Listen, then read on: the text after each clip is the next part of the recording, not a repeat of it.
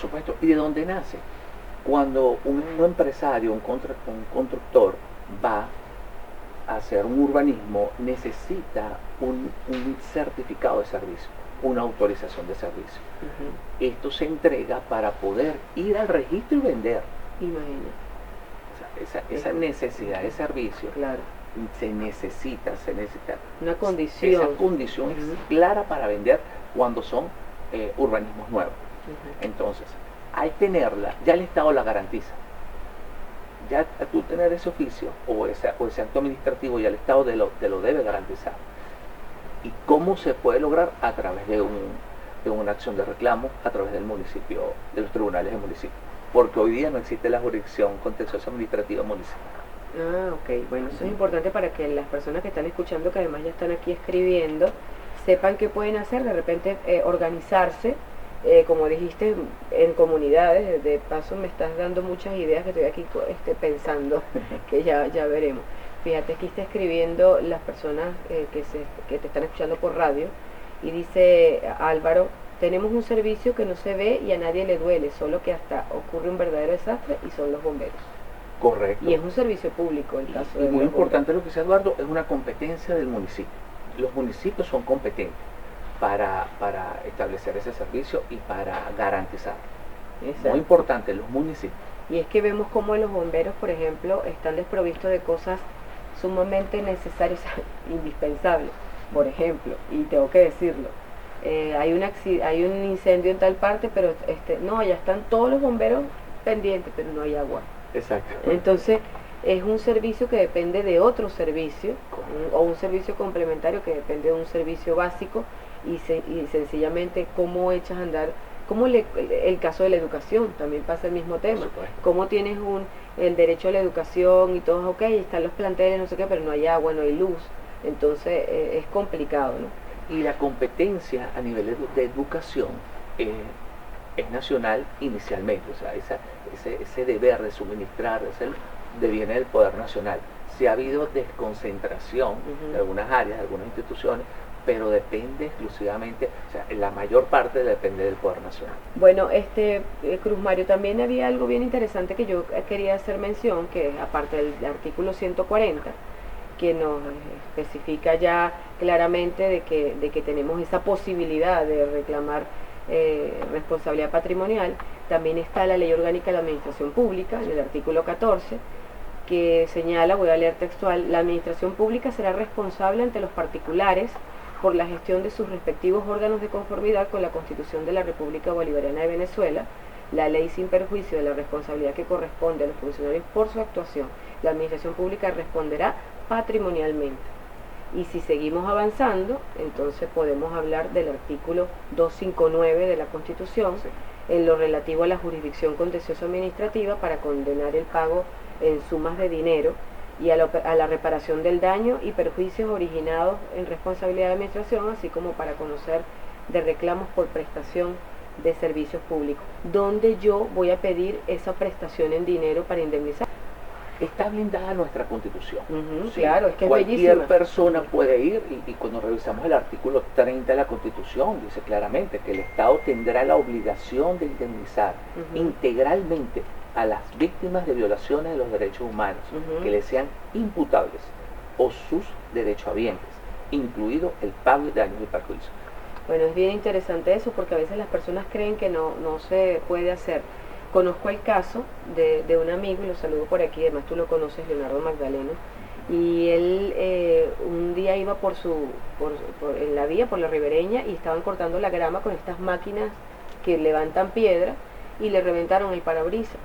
Como él es tan necio, tengo que decirlo, que lo quiero mucho, él no se quedó tranquilo, él se bajó, le dijo: búscame a tu supervisor, le llamaron, se quedó parado ahí esperando que llegara la persona encargada de esta obra de limpieza de la... Y fue tanto lo que embromó a la gente de que, mira, esto me hiciste un daño y yo no tengo culpa de que tú no tomes las previsiones, y le pagaron su parabrisas. O sea, luego de muchas veces ir, y no tuvo que llegar a ninguna instancia judicial, sino fue de manera conciliatoria. Entonces yo creo que hasta ellos tienen partidas para ese tipo de cosas, ¿no? Y el hecho que pasó también le deja una enseñanza, porque no solamente la prestación de servicio, es que debes hacer la prestación dentro de los órdenes procesales de seguridad industrial idóneo. Tienes que colocar tu cono de seguridad, proteger a las personas que están allí, si es posible. Si algunas veces se cierra la calle y no sabemos por qué, y vemos una calle cerrada y no sabemos para qué, pero si estás limpiando, tienes que mantener una... De hecho, eso está en las normas, o sea, normas internacionales, de hecho. Por aquí nos escribe, bueno, Álvaro Barrios es mi esposo. Dice, soy usuario constante del aeropuerto de Barquisimeto y veo que recientemente se le efectuó un cambio de imagen digno de esta ciudad. Sin embargo, a la seguridad que no se ve no le dan importancia, como por ejemplo los bomberos aeronáuticos, que tienen equipos y ambulancias, pero el personal no tiene la certificación o cursos básicos dictados y otorgados por la Escuela de Bomberos Aeronáuticos, en conjunto con la Autoridad Aeronáutica. Por favor, no esperemos primero la tragedia para después formar al personal. Yo sé que esto hay muchísimas historias y es un buen punto. A mí me tocó una vez, venía de Caracas, esperé mucho tiempo para que saliera el avión. Por fin salimos. Y cuando vamos llegando, el piloto no pudo ver la pista. Imagínate. Y tuvimos que regresar. Imagínate. Para surtir de gasolina nuevamente y volver a viajar. Entonces, bueno, Álvaro es piloto también y eso estuvo pasando por mucho tiempo en Barquisimeto, que podían llegar hasta antes de las 6 porque ya después de la puesta del sol era imposible. Y eso es una cosa insólita porque no tenía el alumbrado correspondiente, en fin, cosas que suceden. Y hasta podemos hasta chistear de eso, podemos hacer un chiste, mira que no se ve. Pero es una necesidad, es un hecho grave que puede costar la vida de personas. Totalmente, yo creo que ya ha traído consecuencias, a veces que uno no se entera, pero sí existen como tal. Estaba algo importante a mencionar, Cruz Mario, que era el tema de la responsabilidad del Estado, hasta dónde llega su alcance. Sí, muy importante. El Estado se puede llenar de muy buenas intenciones. Por ejemplo, lo que pasó en Baruta, que venía este ciclista, se accidentó, ellos fueron y resarcieron la condición de algo que siempre debió estar en óptimas condiciones, que era la alcantarilla.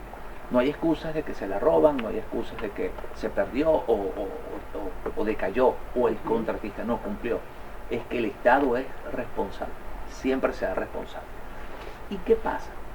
Hay que agotar las vías, hay que ir a la institución, causar estado, solicitar la vía administrativa, luego la vía judicial, para poder irse a corte internacional. La mayoría de estos casos emblemáticos se han resuelto por corte internacional, y la corte internacional es quien penaliza al Estado venezolano de manera directa, pero se debe agotar la vía.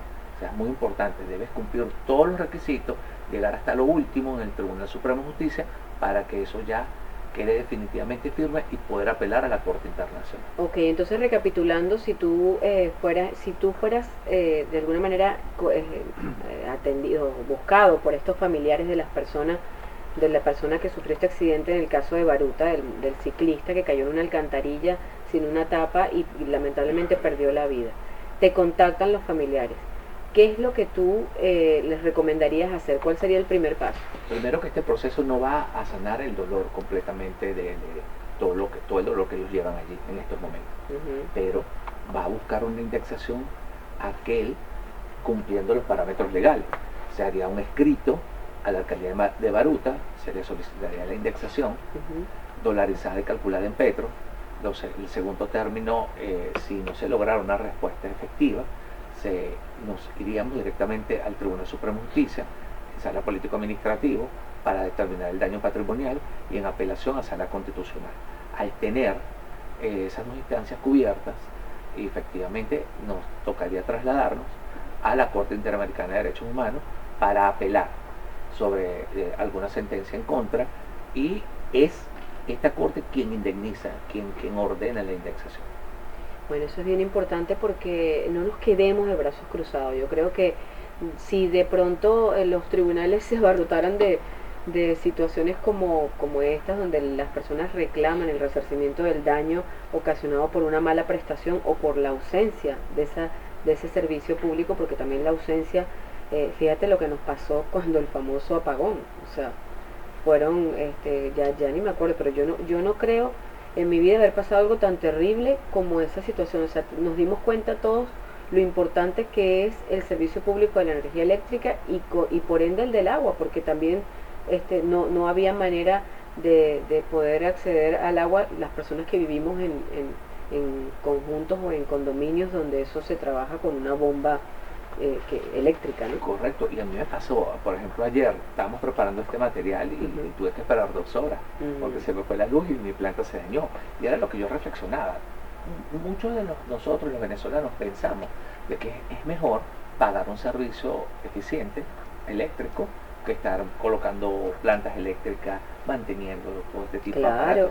Pero y que es costosísimo, súper costoso. El mantenimiento y todo. Fíjate que quería hacer una acotación al respecto porque para que vean lo importante que es el asunto de la luz, de la energía eléctrica en Venezuela, que normalmente en cualquier país, y en este también porque están las condiciones escritas en algunas normativas legales, que es que si tú quieres montar una planta en un edificio, tú tienes que conseguir una serie de permisos en los bomberos, en no sé qué ambiente, o sea, increíble, incluso hasta tienes que ir a un consejo de protección para ver cómo, o sea, de todo. Sin embargo, después del apagón, anda a montar una planta, un condominio, te lo digo porque lo veo a diario, no te piden nada. Es fluido. Totalmente. Y la orden es, usted viene aquí porque le están pidiendo permiso para una instalación de una planta eléctrica en un edificio, en un condominio, en un urbanismo, dele play. Claro. Y es un servicio público, debería ser un servicio público, no deberíamos buscar otra alternativa de uso. Por supuesto, y pasa a ser una utopía pensar en estos momentos que los servicios van a ser gratuitos. Claro. Ya con lo que estamos experimentando. ¿Qué aconsejo? Bueno, buscar alternativas, porque los servicios en Venezuela todavía no perfilan a buscar una mejoría inmediata. Y es lamentable, porque, por ejemplo, las personas que están fuera de Venezuela claramente pueden ver y entender el valor de un servicio. Claro, ajá.